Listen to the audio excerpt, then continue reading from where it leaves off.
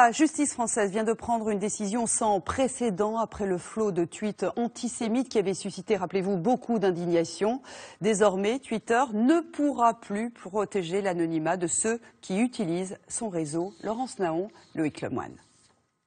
C'était un peu David contre Goliath, quelques associations françaises contre le géant américain Twitter. Mais cet après-midi, la justice a tranché.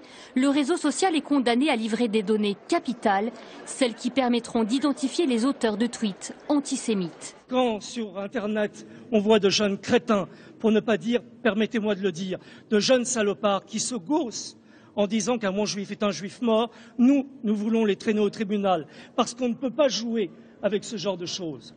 En octobre dernier, un concours douteux de blagues est lancé sur Twitter. En quelques heures, les messages nauséabonds déferlent. Un bon juif ressemble à un tas de cendres. Un bon juif n'est pas trop grillé. Aujourd'hui, la défense de Twitter tombe.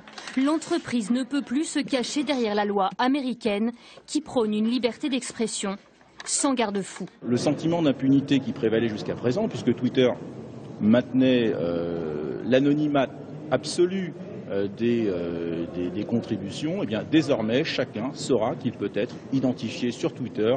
La justice exige également que Twitter mette en place sur sa plateforme française un système de contrôle, un dispositif efficace permettant à chaque internaute de signaler un abus. Et nous rappelons que ces concours de racisme et d'antisémitisme sur Internet ne sont pas un jeu. Et Twitter n'est pas un lieu virtuel où on jouerait un jeu vidéo, c'est un lieu bien réel où les passages à l'acte qui peuvent inciter sont violents. Ni les avocats ni les responsables de Twitter n'ont voulu s'exprimer. L'Américain devra exécuter cette décision de justice sous peine de 1 000 € d'astreinte par jour.